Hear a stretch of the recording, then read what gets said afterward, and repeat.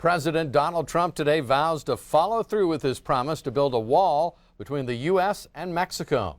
The wall is getting designed right now. A lot of people say, oh, Trump was only kidding with the wall. I wasn't kidding. I don't kid. Building the wall along with renegotiating trade deals for America among Trump's promises that appear to be moving forward. As Q2's Dustin Kleeman explains tonight, both will likely have an impact on each other, along with influencing Montana's top industry. 30 minutes north of Billings, Michelle Erickson-Jones is on a snow day. The farmer and rancher farms around 9,000 acres total each year, 2,500 of which is wheat. She, among many others in the industry, are facing uncertainty on a number of fronts. You have to make the bottom line work, and most farmers right now, even that are in the best financial situation, they're going to shooting for break even this year, and the same as last year. And so there's been a lot of tightening of belts, including some people are down to just cutting living expenses to make sure that they can break even this year. And any uncertainty in that, you don't have a whole lot of room for error. It's clear Montana's agricultural importance. Farmers and ranchers provide $2 billion in the nation's economy, 10% of the nation's wheat, 22% of the nation's barley, and 5% of the nation's beef cattle. After 7 years of negotiations with the Trans-Pacific Partnership, or better known as TPP, President Trump says he can negotiate better deals. Well, we're working on a tax reform bill that will reduce our trade deficits, increase American exports, and will generate revenue from Mexico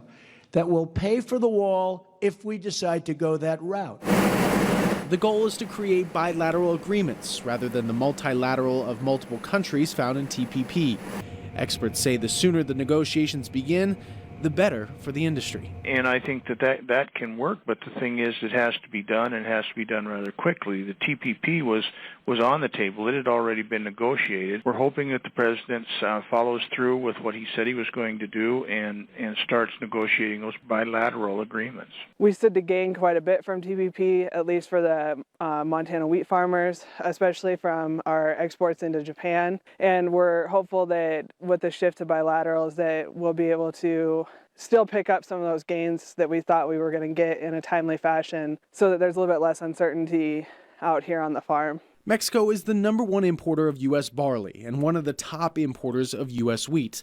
And while Montana isn't a major player in wheat exports to Mexico, Big Sky partners in other states are. General, now Secretary Kelly, will be the man to do it, and we will give him a wall. And it will be a real wall, and a lot of things will happen very positively for your cities, your states, believe me. With the Trump administration floating the idea of 20% tariffs on imports, and not just Mexico, but worldwide, negotiations will be a tightrope to maneuver. They are a pretty important trade partner for the grain industry, and so we want to be careful with that, and that we don't risk those markets, especially for our barley producers up here. Well, I don't think a lot of people understand that a lot of those countries, we ship their products in without any tariff.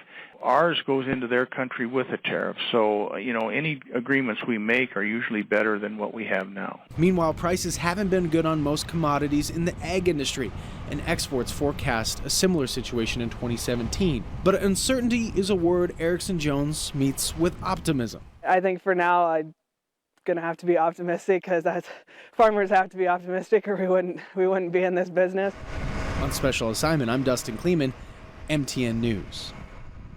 Thank you, Dustin. And Dustin tells us NAFTA, the North American Free Trade Agreement, is another deal that President Trump wants to renegotiate. Experts say trade deals will only help prices so much because it won't change the current glut in supply.